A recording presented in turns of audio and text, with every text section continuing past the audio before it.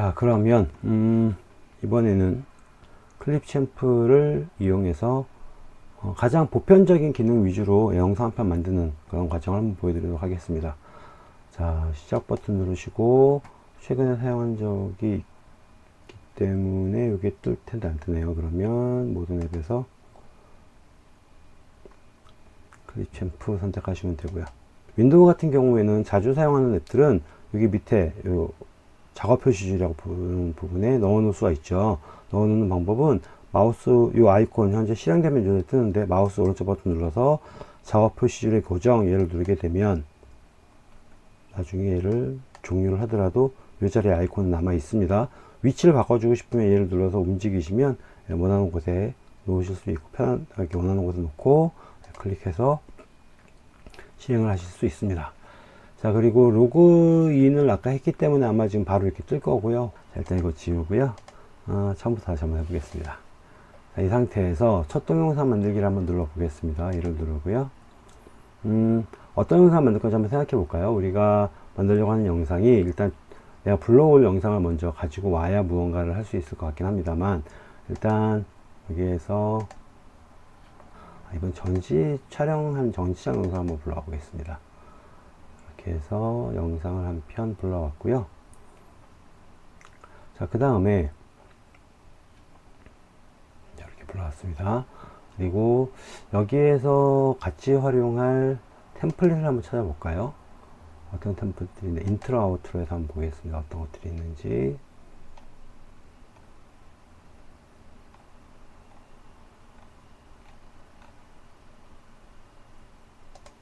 성격이 좀 맞을 것 같진 않지만 타임라인에 추가를 하겠습니다. 그러면 이렇게 일단 들어오겠죠. 그러면 컨트롤 키를 누르고 이렇게 드래그를 하게 되면 영상을 이렇게 보여줍니다. 일단 제가 사운드는 작게 줄여놓고 좀 할게요.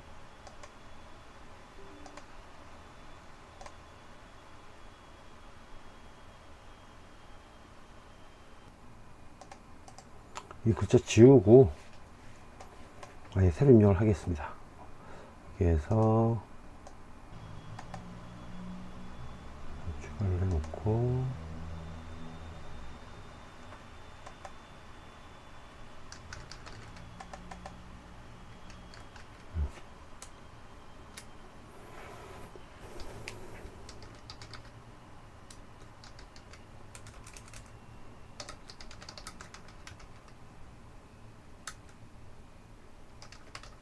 이렇게 쓰겠습니다. 쓰고 얘가 문제가 이제 글자체가 한글은 이거 하나밖에 없을 거예요. 아마 영문은 그래도 좀 종류가 많은데 한글은 서체를 이거 말고는 쓸 수 있는 게 없어서 이거 하나로 다 쓰겠습니다. 자, 그리고 이렇게 선택하셔서 뭐 글자 스타일도 이렇게 바꿔줄 수 있고요. 두 줄 이상일 경우에는 이제 요거 좌측 정렬, 중앙 정렬, 우측 정렬도 잡아줄 수 있고, 글꼴 스타일도 보통 굵게 선택할 수 있는데 보통 제목은 이제 굵게 많이들 쓰죠. 그리고 위치도 그런 식으로 원하는 곳에 놓으실 수 있습니다. 가운데다 놓도록 하겠습니다. 일단 이 정도면 되겠죠. 그 다음에 글자 크기도 여기에서 이렇게 해주실 수 있고요. 이 상태에서 이제 이런 것도 조절을 해서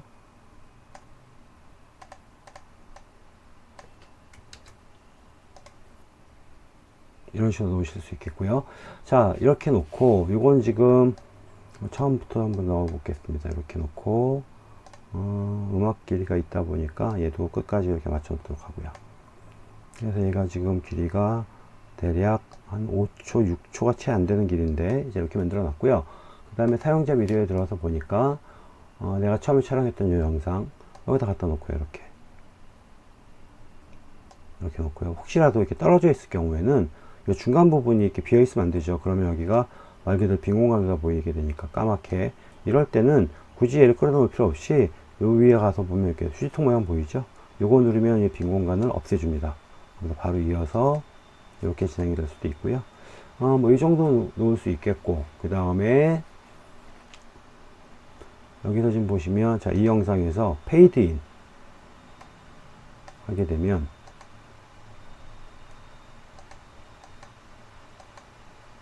두 줄 딱 해가지고 이게 페이드 인이고요. 그 다음에 페이드 아웃은 이제 끝나는 부분에 대한 얘기겠죠. 네, 그렇고 자, 일단 제일 마지막 부분에다가는 짤막한 영상을 또 하나 들어가 보겠습니다. 제가 만들어 놓은 요거에 대한 영상인데 요거를 눌러서 이런 식으로 넣게 되면 끝날 때 이렇게 끝나겠죠. 얘도 역시 선택해서 아니면 얘를 선택해서 페이드 아웃을 줄 수도 있겠죠. 그러면 이렇게 아니 너무 짧다 그러면 길이를 좀 늘려줄 수 있겠죠. 한 1초 정도만 줘볼까요? 그러면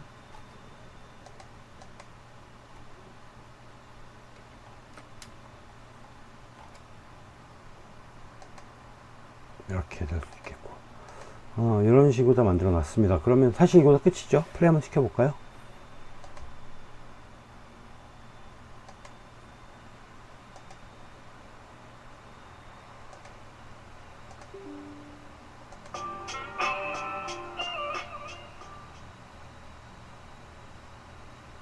이렇게 나오겠죠. 그러면 이 영상을 가지고 보자면 멈춰놓고 자, 이 영상 갖고 어떤 것들 할 수 있는지 한번 볼까요? 선택을 했어요. 그랬더니 불필요한 부분 잘라줄 수 있는 기능이 여기 있습니다. 만일에 내가 영상을 자, 여기에서 보니까 시작되는 부분이 여기서 이만큼까지가 멈춰 있는데 멈춰 있기 전까지 대충 한 이 정도에서 자르고 싶어요. 그럼 두 가지 방법이 있습니다. 가위를 눌러서 이렇게 커팅하는 방법이 있고요. 또 한 가지 방법은 뭐가 있냐면 그냥 얘를 여기 붙잡고 이렇게 줄여주는 방법도 있습니다. 이렇게 그 다음에 빈 공간 없애주는 이런 방법도 있습니다. 그러면 시작하는 부분이 이렇게 바로 들어오겠죠. 만약에 난 문턱 여기서부터 시작하고 싶다 이만큼 줄여주시면 돼요. 그 다음에 간격을 삭제한 다음에 보시면 바로 아까 문 앞에 있던 빈 부분들은 없어졌고요. 사실 영상 편집에서 가장 많이 쓰이는 기능은 이 정도 기능이죠. 그거 말고 여기서 이제 좀 축소해서 보시면서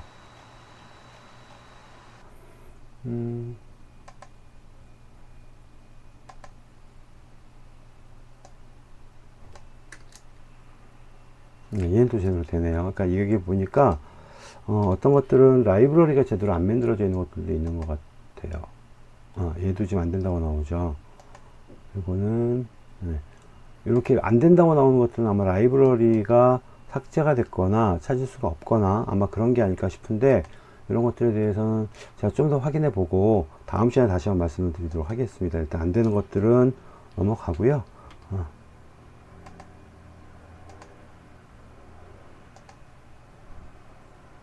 지우겠습니다.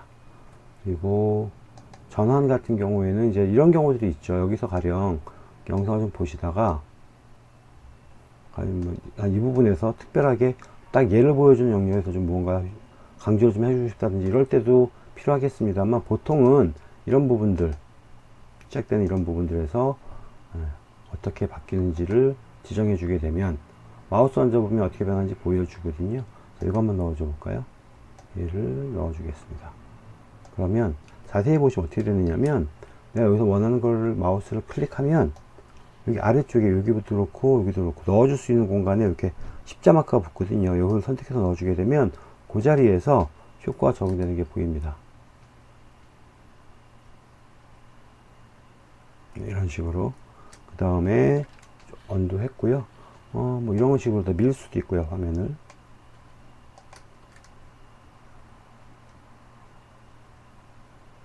이렇게 밀려가죠. 이런 것들도 있고 되게 다양한 효과들이 있으니까 한번 활용해 보시면 좋을 것 같습니다.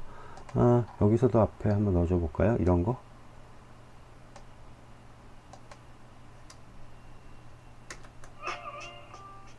이런 식으로 효과들을 넣어줄 수 있습니다. 그리고 이쪽에 보시면 영상이 지금 약간 화면이 선명하지 않고 약간 좀 색감이 좀 노릇스름한 이런 느낌이 좀 나는데 이런 것들은 여기에서 필터 같은 걸 이용을 해서 원하는 것들을 일단 마우스를 얹으면 효과가 나오는 게 보이거든요. 여기에서 원하는 것은 이거 괜찮을 것 같은데요. 근데 이게 흑백일 텐데 흑백은 좀 그렇고, 이게 색깔은 흰색은 참 예쁘게 잘 나왔던 것 같은데,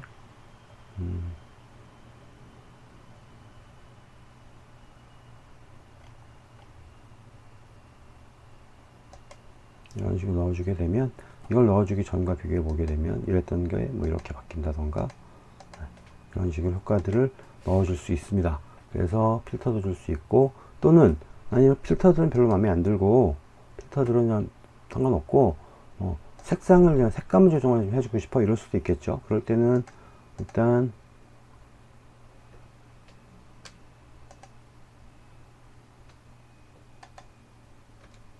선택하신 다음에 여기에서 노출되는 정도라던가,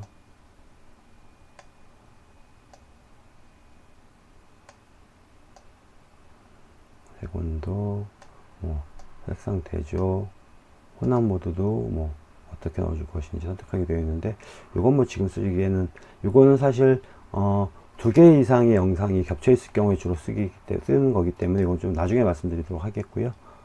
여기에서 보통에다가 놓고,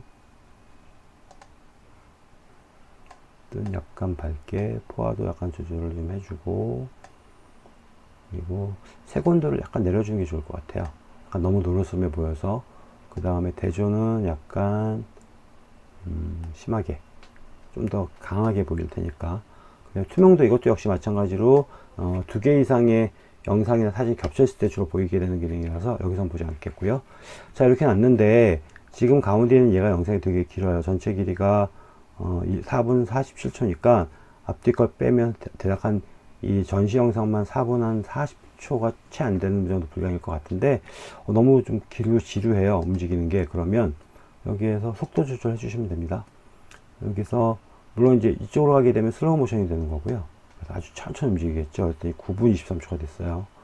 아니면 빨리 해주고 싶으면 이렇게 되면 2배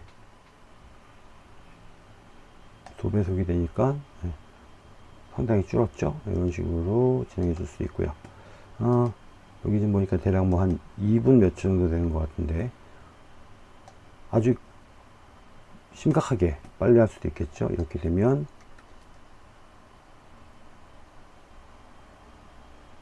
되게 빨라지는 이런 형태가 될 수도 있겠고요. 그렇게 되면 작업이 실제로 영상이 지금 29초짜리 영상이 돼버리는 건데, 이건 너무 심하고 한 2배속 정도만 해주겠습니다. 그러면 시간도 2분 44초 적당한 것 같고요.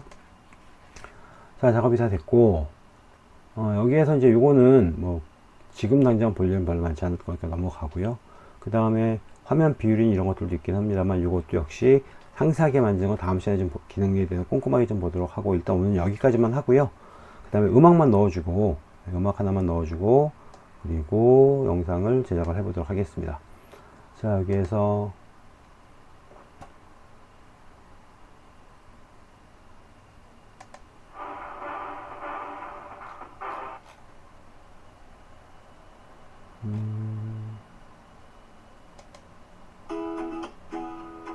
이게 좋을 것 같아요. 그러면 이렇게 갖다 놓으시면 되겠죠. 이거 눌러서 타임라인에 추가해 놓게 되면 들어갔는데, 이게 음악이 너무 길이가 길어요. 그러면 약간 짧군요, 음악 길이가. 그러면 음악에 맞춰서 영상 길이를 조절할 수 있겠죠. 조금만 더 짧게 해줘볼까요? 2.1 2.25가 최선에. 자, 이렇게 놓고 이거 지워주고, 이러면 적절할 것 같은데요.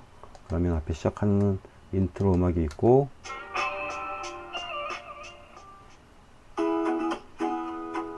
이렇게 가다가 마지막에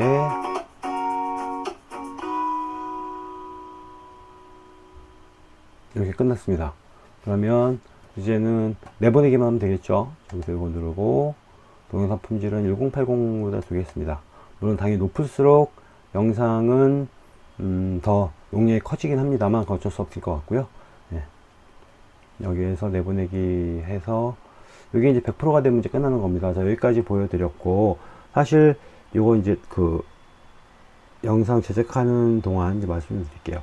사실 이 기본적인 영상 편집은 컴퓨터로 하는 게 맞습니다. 왜냐하면 컴퓨터 같은 경우 영상 편집을 위해 되게 다양한 소프트웨어들도 많고, 그것들이 꽤나 정교하게 영상 편집들이 가능합니다. 다만 요즘에는 스마트폰이나 태블릿 같은 이 휴대용 기기들 워낙에 많이 사용을 하다 보니까 그런 것들을 활용하는 다양한 방법들을 사람들이 찾고 있고, 그런 것들이 아무래도 컴퓨터로 하는 것보다 쉬우니까 좀 더 많이 사용을 하고 있는 추세이기도 하고요. 그래서 여러분들께서